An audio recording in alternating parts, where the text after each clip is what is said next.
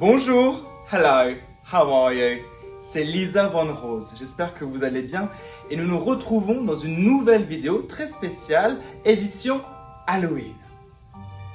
Aujourd'hui à mes côtés j'aurai une invitée très spéciale, une médium, qui va nous expliquer tout, ou du moins tout ce qu'elle sait sur la médiumnité et son travail. En effet, certains d'entre vous vont le remarquer, c'est ma maman, c'est ma mère. Mais aujourd'hui, je reçois Christelle Bardillet. Alors, êtes-vous prête et prêt à l'accueillir? Bonjour Lisa. Bonjour Christelle. Bonjour maman. Comment ça va? Ça va bien et toi? Ça va très très bien, merci. Donc tu es là pour nous parler de ce que tu fais dans la vie. Oui, merci de m'avoir invitée. Avec très très très grand plaisir. Alors, commençons par le commencement. Christelle, qui es-tu? Je suis Christelle Bardillet, Enchantée. la maman de Lisa. Et je travaille dans les énergies, je suis canal médium, je pratique les soins énergétiques et je fais aussi de la thérapie de l'âme et la purification des lieux. Je touche aussi un petit peu au Feng Shui, donc voilà, tout ce qui tourne un petit peu autour des énergies. Donc j'imagine que d'après toi, il y aurait une vie après la mort. Oui. Est-ce que tu pourrais nous expliquer un peu spirituellement qu'est-ce qui se passerait après la mort justement? Il faut savoir que le physique est un véhicule pour l'âme.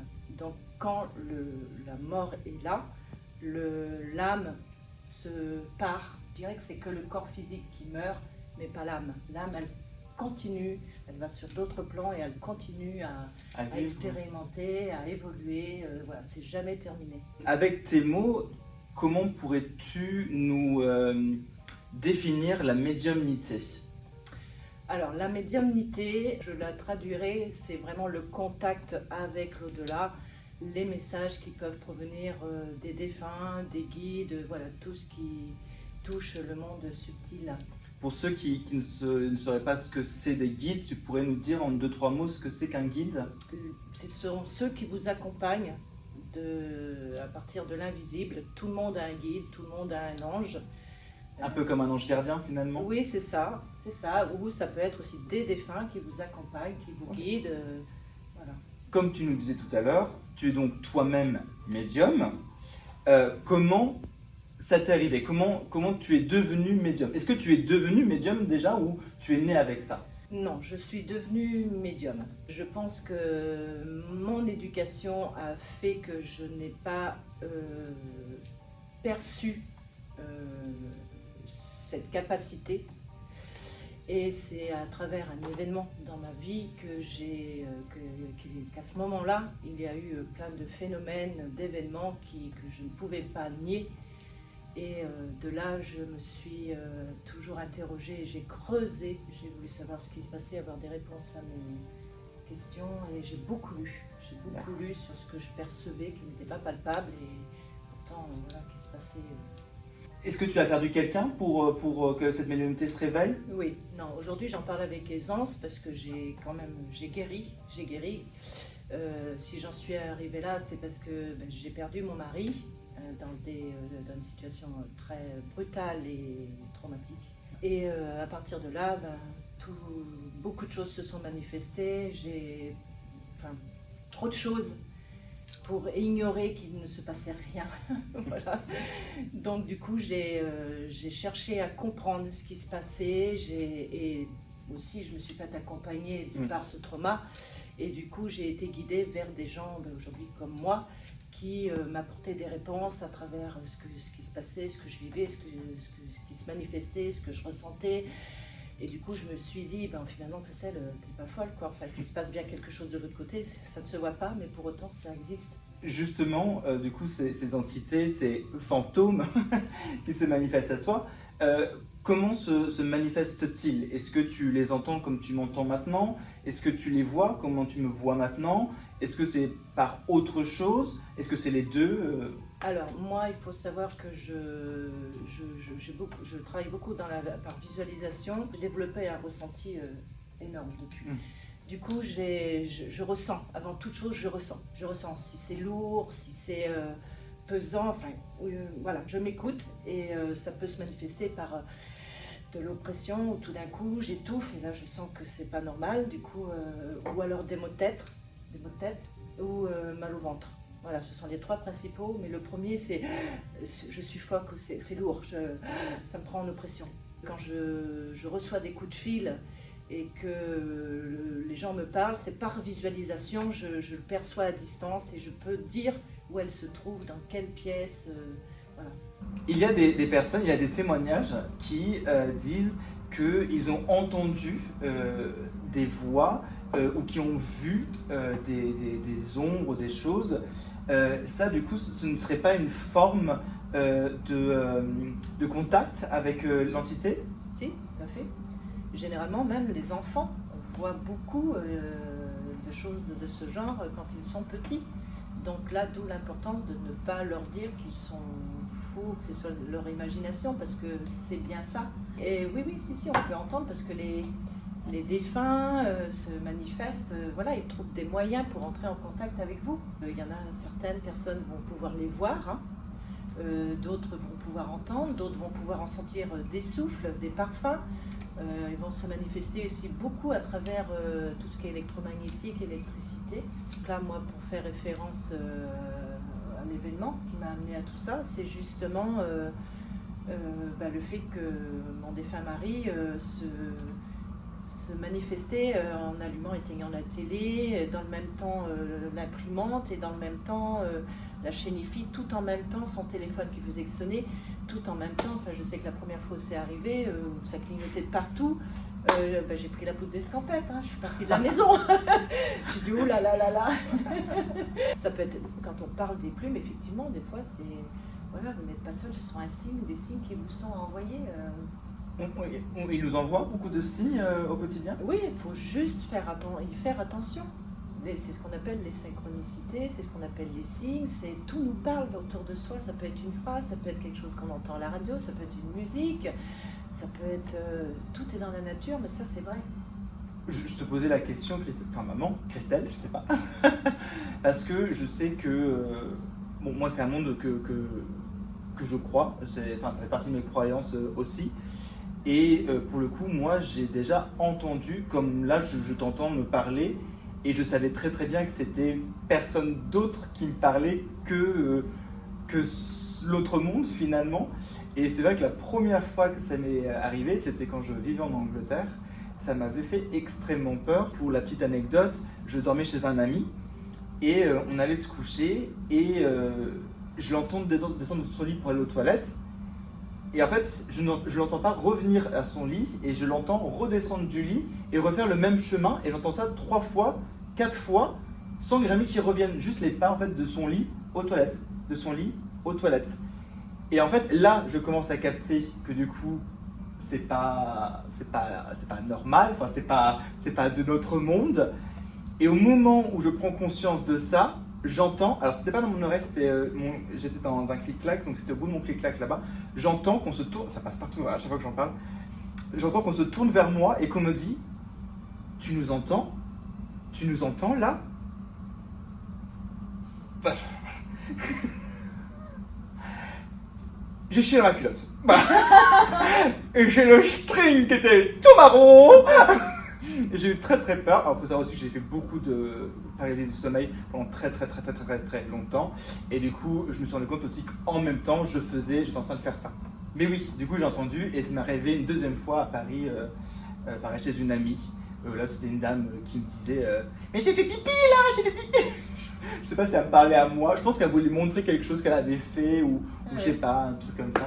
Et pour le coup, moi c'est que j'entends comme je t'entends me parler. Ça, voilà. Bon, après une fois plus, on ne croit pas, ça m'est complètement égal, mais oui, voilà. La claire audience. Alors du coup, comme je me chie dessus, je ferme mon canal. Donc tu as cette capacité de médiumnité, sauf que c'est un monde peut-être qui te fait peur encore. Ouais, alors beaucoup moins que certains, je pense, dans ma vie. Mais oui, là, quand ça m'est arrivé, par exemple, c'était la première fois en plus que j'entendais qu'on me parle à l'oreille comme ça. Moi, j'ai très oui, les premières fois, c'est... Pour te connaître un petit peu, je sais que dans certaines de tes consultations, tu fais passer des messages. Euh, Ces messages-là, du coup, comment se manifestent-ils? Puisque j'imagine quand tu répètes quelque chose qui est dit, ça ne passe peut-être plus par les mots de ventre ou les mots de tête. Donc Non. comment... Non, ça c'est quand je suis en séance, en consultation.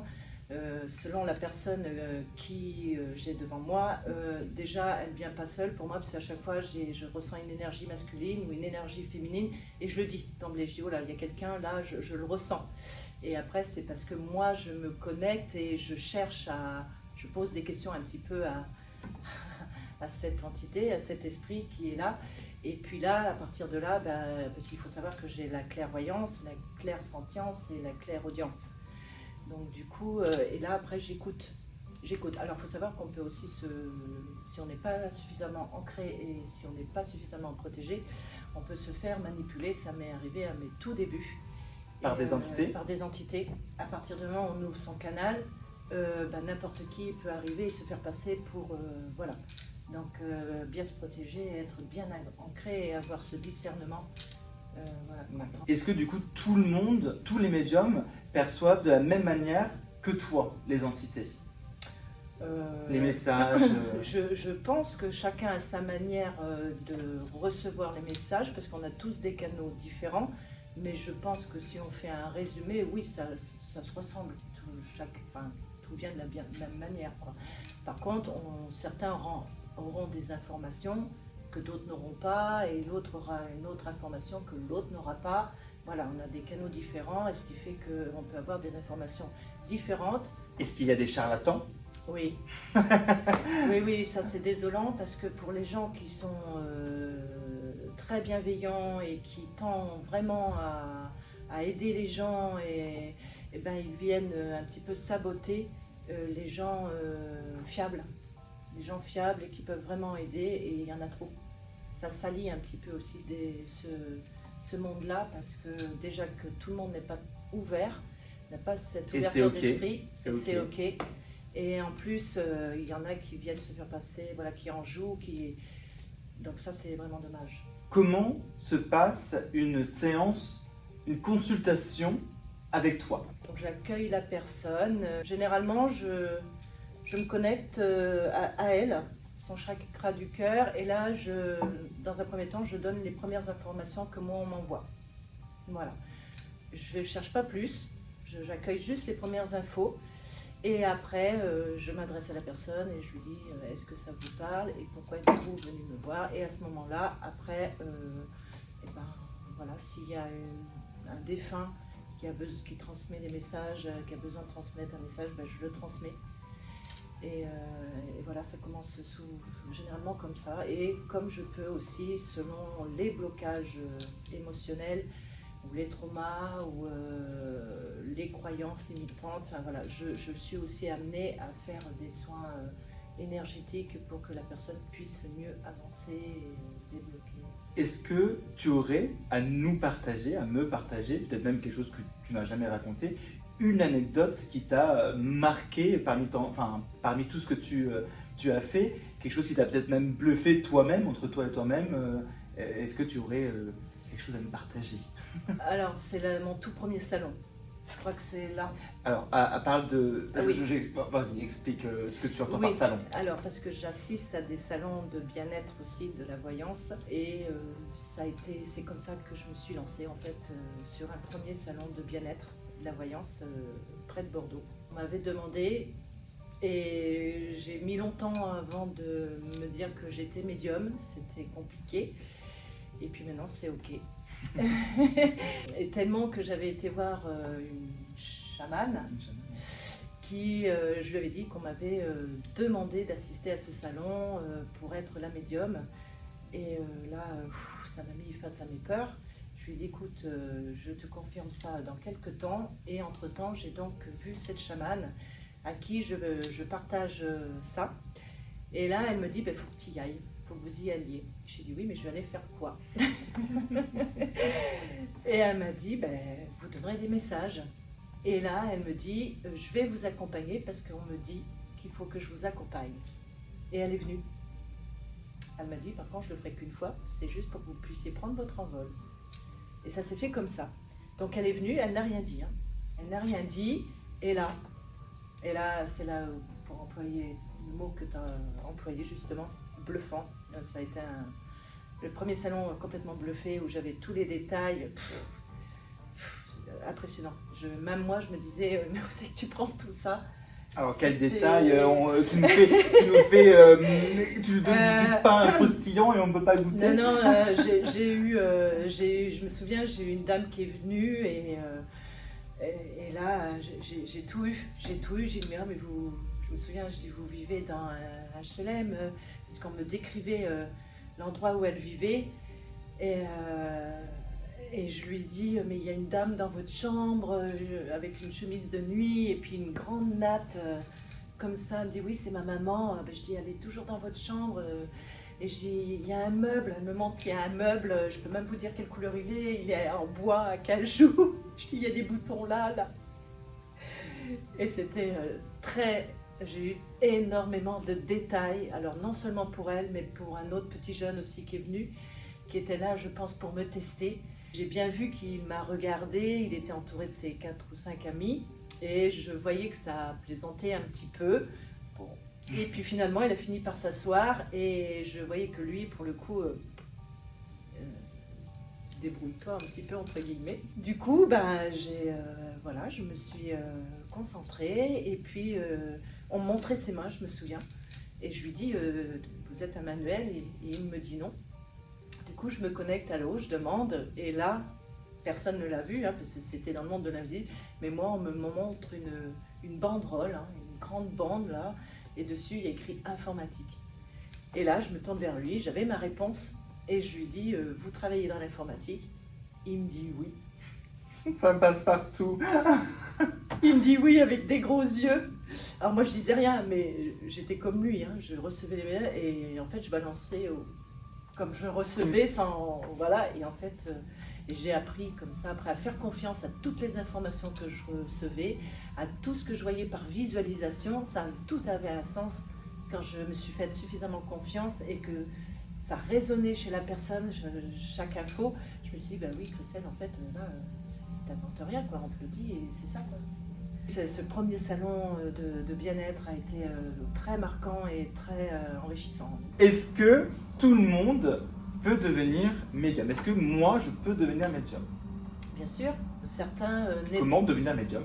Oui, certains naîtront déjà avec cette perception de ce qui n'est pas palpable, parce que déjà très en phase avec leur ressenti, très empathes, beaucoup d'instinct.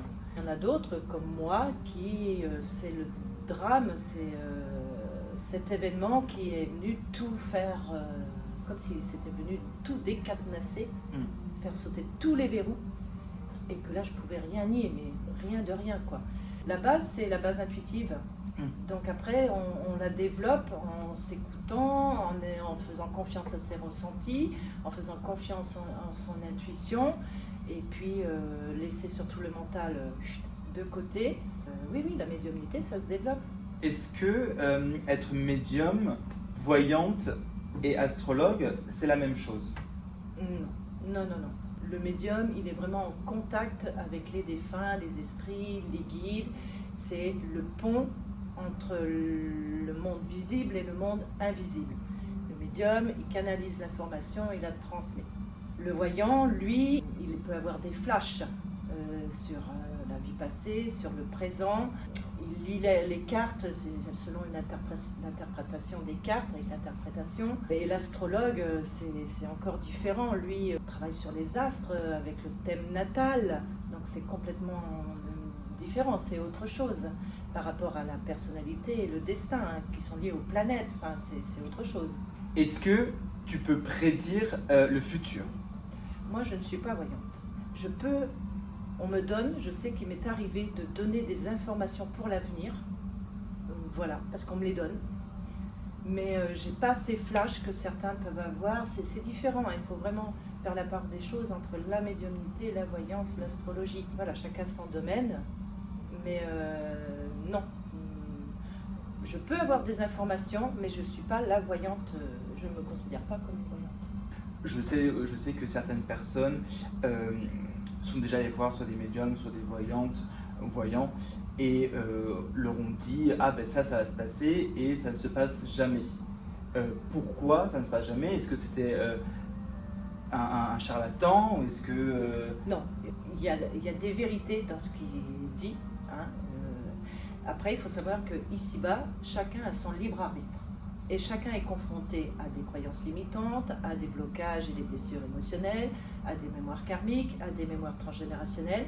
Et effectivement, il y a des choses qui sont écrites, il y a des choses qui normalement doivent se produire. C'est ce qu'on a choisi avant l'incarnation de venir incarner. Et si ça peut mettre du temps, ou ça ne se produira peut-être pas dans cette vie-là, parce qu'on est bloqué, soit par des entités aussi d'ailleurs, voilà, par des mémoires, par l'éducation, par des croyances, par tout un tas de choses, des blessures émotionnelles.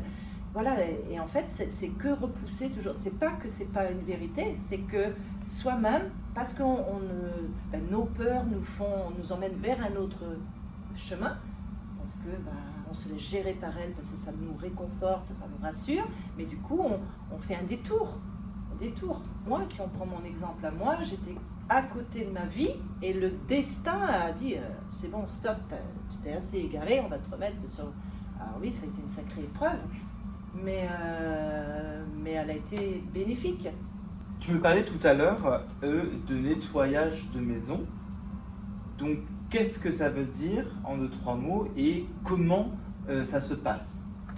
Alors, les nettoyages énergétiques de la maison, Pardon. c'est comme faire le ménage, mais sur le plan invisible ou subtil.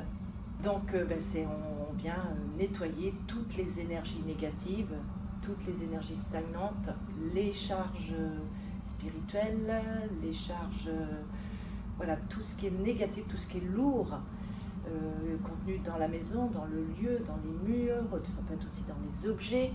Donc on vient nettoyer de façon à venir harmoniser le lieu dans une atmosphère beaucoup plus sereine, légère, voilà, et positive surtout. Petite question de curiosité. On connaît tous ces films d'horreur comme Annabelle, The Conjuring et tout ça, avec tous ces poupées ou objets hantés, possédés même d'ailleurs. Est-ce que c'est basé sur des faits réels? Est-ce que c'est quelque chose qui peut arriver dans la vraie vie? Ou c'est quelque chose qui est complètement faux et qui est fait pour le cinéma? Non, malheureusement, il y a des... Voilà, quand je parle de charge spirituelle, c'est les cas très lourds. Très lourds. On peut même parler après là d'exorcisme parce qu'il y a des... Voilà, il y a des choses qui sont très costaudes auxquelles, pour le coup, je ne me mesurerai pas parce que chacun doit rester à sa place, chacun son travail. D'où on parle des prêtres exorcistes qui, eux, peuvent... oui, effectivement, ça existe, hein, des gens qui peuvent être possédés, qui peuvent... oui. Donc, un objet peut être possédé et aussi, du coup, un être humain par une entité malveillante. Oui. Alors, une poupée possédée, moi, c'est pas... comme ça, mais c'est vraiment quelqu'un qui se sert de l'objet pour... voilà, oui, ça existe. Alors ça existe. Rien n'est prouvé, mais dans ce qu'on peut percevoir, nous, de là où on travaille, moi je peux dire que oui. J'ai été face à ça dans un nettoyage de maison. Hein. Un démon? Oui, on peut appeler ça. Oui. Est-ce que le démon est le mot? C'est un mot qui fait peur, que moi j'évite d'employer. C'est des grands mots, mais voilà, la grande forme, c'est ça. Et tu as été confrontée à ça? Ah oui, je ne m'y attendais pas du tout. Je suis allée à la maison, j'ai nettoyé les mémoires dans les murs, tous les meubles. J'allais pour faire partir, aider 2 âmes à partir d'un couple. Et j'ai fait la maison, la chambre de la maison dans le dernier temps. Et quand je rentre dans cette... et là, je suffoque, pour dire les symptômes. Et là, je lui dis à la dame, je lui dis, voilà, là, faut ouvrir. Les volets étaient fermés, il faisait noir, tout ce que les entités aiment. Hein. Pas la lumière, hein, les entités, parce que c'est très noir, c'est très sombre, c'est très négatif. Alors, pas toutes, hein, mais là, en l'occurrence, si on fait référence aux démons, voilà. Et là, c'est la première fois où j'ai été confrontée à un gros truc de ce genre. Et donc, j'ai ouvert les volets et je me mets à nettoyer la chambre. Et moi, je me connectais d'un moment, je procédais avec le tambour, comme m'avait formé la chamane. Et je me connecte à ce qui était dans... Je voyais que c'était dans le lit. Hein. Et alors là, waouh. Ah oui, là, j'ai eu peur. Hein. J'ai dit, waouh, qu'est-ce que c'est que ce truc? Enfin, j'ai dit doucement pour pas faire peur à la dame. Je suis retournée dans la salle, hein, et là, j'ai appelé la chamane qui m'accompagnait dans le moment. Et je lui ai dit, voilà, là, il se passe ça, j'ai vu ça. Et elle m'a dit, c'est normal, t'es à un niveau 6, plus. Petite parenthèse, qu'est-ce que les niveaux? Faut savoir qu'il y a des niveaux d'entités. Il y a les gentils, il y a les... Enfin voilà, il y a... Oui, Pour parler comme oui, parce que oui, il y a juste d'artisme. des âmes errantes, simplement, qui ont juste besoin d'aide, qui recherchent la lumière, qui ne savent pas ce qui leur est arrivé. Donc, juste pour vous en avez d'autres qui vont être un peu plus malignes, des autres encore un peu plus très manipulatrices, et des autres... enfin voilà. Et ça, c'est du coup sur Comme- 6 étages. Oui, Enfin, sur 6 étages. plus. Et comme dans le monde vivant, en fait, hein, c'est... De l'autre côté, c'est pareil, sauf qu'on Un ne peu un voit monde pas. parallèle. Oui, il y a des méchants sur Terre, il y a des méchants de l'autre côté aussi. Et là, voilà. Là, ça a été une expérience, waouh. Là, on m'a montré aussi à quoi je pouvais avoir affaire. Et là, ouf, on avait refroidi quand même. Hein.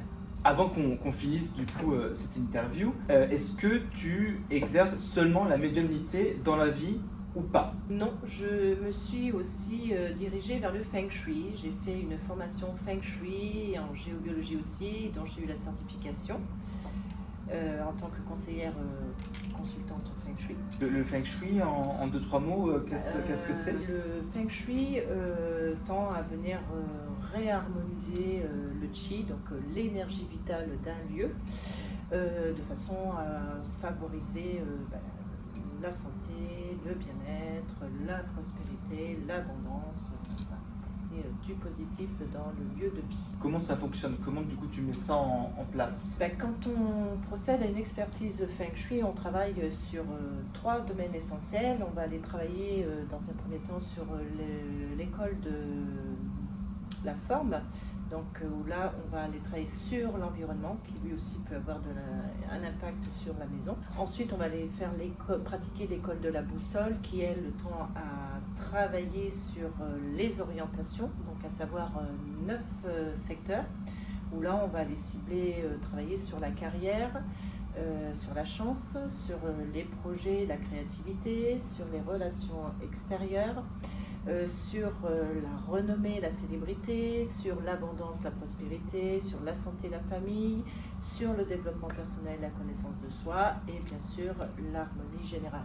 Et le troisième que j'allais oublier, on travaille sur la Flying Star. Donc là, pour résumer, la Flying Star, c'est ce qu'on appelle, enfin là je résume vraiment, hein, parce que c'est beaucoup plus complexe que ça, où on travaille sur les étoiles, en gros l'astrologie de la maison à partir de sa date de construction ou des dates de gros travaux, voilà, qui peuvent aussi interférer sur le déséquilibre énergétique du lieu. Comment tu relis la médiumnité au Feng Shui?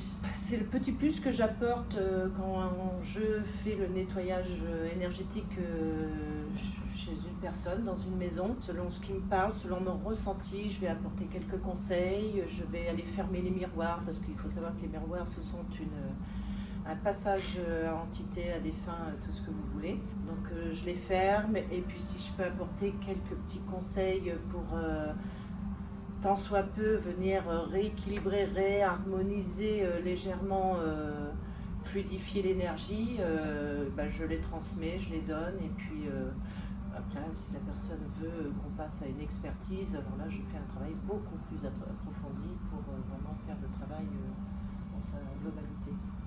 En conclusion, pour finir cette interview, déjà merci encore d'avoir été là avec nous. Merci à toi, Lisa. Avec grand plaisir. Merci maman.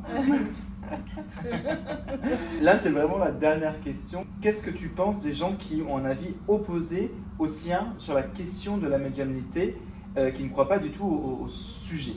Moi, je respecte complètement l'opinion de chacun. Chacun est libre de penser et de voir les choses à sa manière. Je pense que c'est un monde qui fait peur, donc où les gens vont se fermer automatiquement.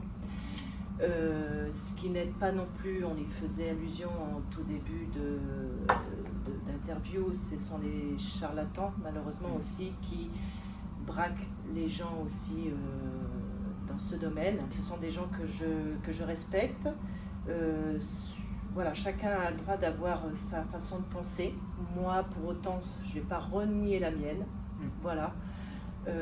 Voilà, j'espère que de plus en plus de gens vont s'ouvrir un petit peu, voilà, avoir des prises de conscience sur tout ce qui n'est pas palpable, sur tout ce qui peut se passer aussi à côté. Et voilà, moi, tandis que on respecte mon travail, je respecte les autres. Pas de souci avec ça. Voilà, ça va être mon mot de fin finalement. Je demanderai beaucoup de bienveillance et de respect s'il y a des commentaires, s'il y a des repartages ou des messages, puisque nous sommes bien conscients qu'à l'heure d'aujourd'hui ça reste une croyance, c'est notre croyance à nous, et que cette vidéo n'est pas dans le but de changer les avis de qui que ce soit. Juste, c'est un petit divertissement aussi, c'est Halloween, donc je me suis dit pourquoi pas, j'avais maman à portée de main, je me suis dit bon, ça peut être une vidéo sympa. Ce sont des expériences que l'on a vécues, que peut-être un jour, vous qui nous regardez, seront amenés à vivre, et à ce moment-là, vous comprendrez peut-être de quoi on a essayé, ce qu'on a voulu transmettre à travers nos expériences respectives. Mais après, à partir de là, il n'y a aucun jugement à avoir. Moi, je respecte les gens qui ont leur vision des choses. Voilà, moi, c'est OK pour moi. Si quelqu'un veut te contacter pour une consultation, où est-ce qu'elle peut te trouver?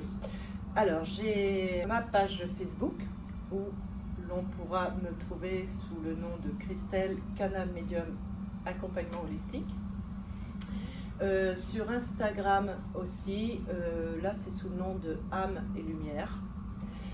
Et puis vous pouvez aller aussi sur Google, vous tapez Médium Plassac 17, vous pourrez aller y voir déjà tous les avis qui ont été déposés et qui vous donnera un petit peu aussi comment je travaille à travers les témoignages, et qui pourra peut-être parmi certains d'entre vous vous encourager aussi à faire des démarches dans ce sens. Très bien. Bon, écoute, merci beaucoup pour cette interview. Merci, ce fut un plaisir. Merci, c'est partagé. Merci et à puis, tous. À bientôt. À bientôt. Gros bisous. Gros bisous.